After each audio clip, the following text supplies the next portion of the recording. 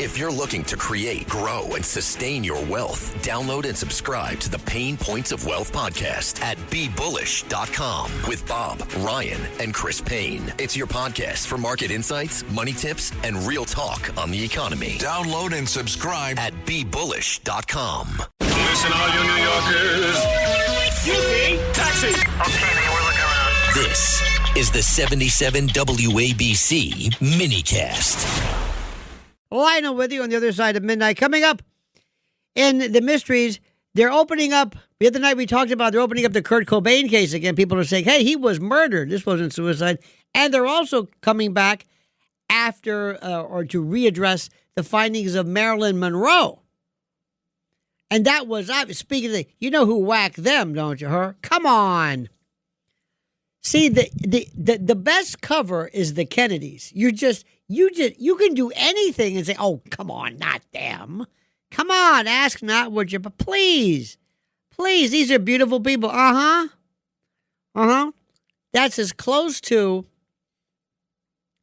maybe the monarchy as you can maybe get, but not really. We'll talk about that, and also the bravest president who finally says, we're going to get to the bottom of UAPs and UFOs.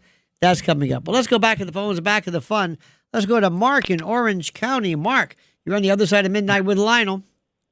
Yes, good morning, Lionel. Thank you. I told your call screener I was calling about something else. By the way, I got to tell you something right now. This is the most important thing in the world.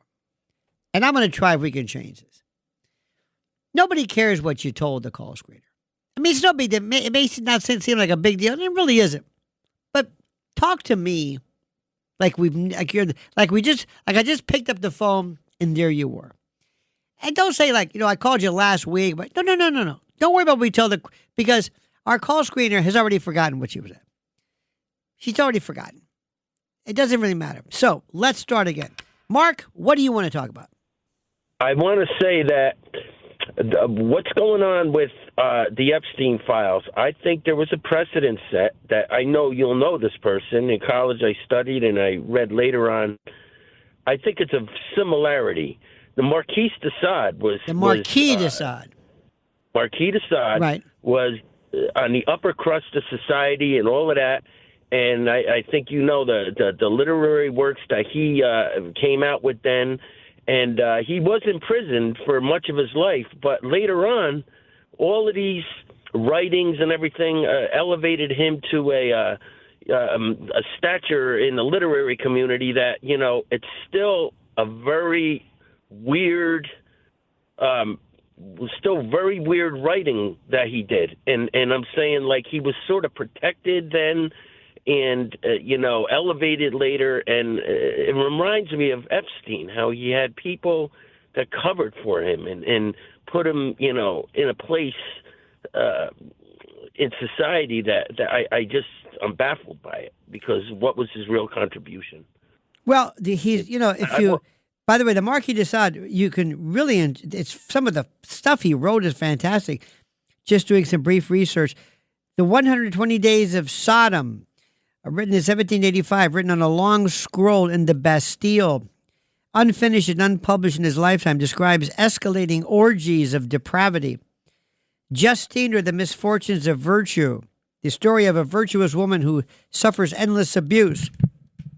Would you like to go into Caligula? Would you like to go into the whole notion of, this has been around for a long, long time. I still love the idea of Lot's daughters basically getting Lot drunk and trying to have sex with their father. This is in the Bible. So that's an interesting, maybe that's just a part of our literary and people with a lot of time on their hands. And by the way, their depravity was more lyrical. How does this, what we're talking about now, though, you understand, is criminal. And I'm not necessarily sure if what the Marquis de Sade did was criminal. I don't want to litigate that again. But here's what's going to happen. How long do you think it's going to be before cable news forgets this and we're back to business? How many people do you think at the highest levels of the entertainment world are told, shut this down, spend as little time as possible, and move on? Because they don't want. Because have you followed? Do you watch X? Used to be called Twitter. Do you follow that? Not too much, but you are missing. I can't say enough. A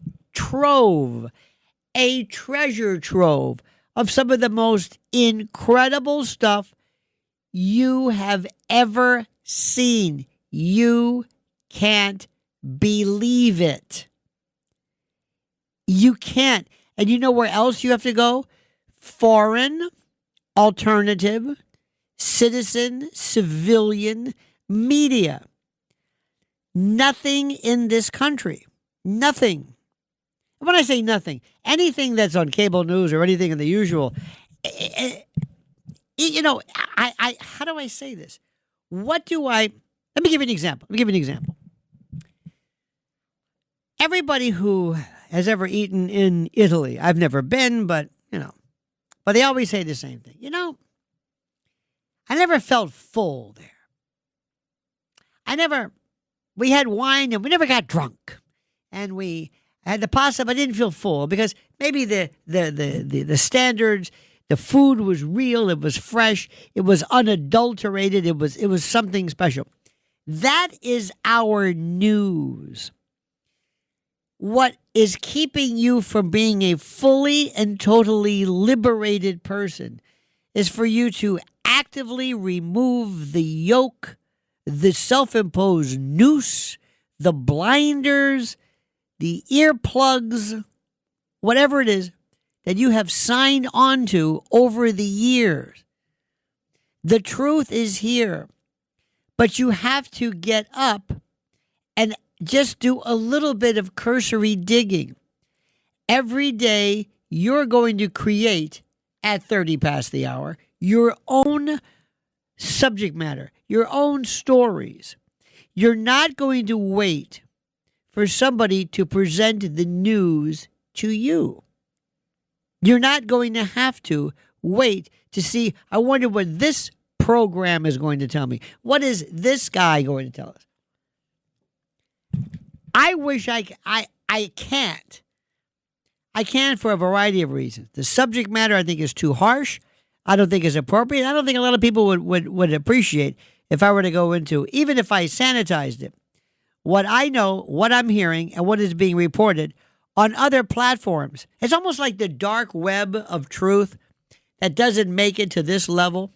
Rural Americans deserve access to the best our nation has to offer, especially when it comes to health care. Across every state and every community, America's rural hospitals are the first line of defense, protecting our families, neighbors, and loved ones. No matter where you live, hospital care doesn't clock out. They're there 24 hours a day, 7 days a week, 365 days a year. Each year, America's over 5,000 hospitals care for millions of patients, providing 24/7 emergency care, delivering babies, cancer treatments, and other life-saving care that patients rely on. Behind every one of those patients are doctors, nurses, and caregivers working tirelessly to keep people healthy and safe. Hospitals are our community's lifelines. They employ our neighbors and keep our families' health. But now, some in Congress are threatening access to care. Tell Congress, protect patient care to keep America strong. Don't cut rural health care.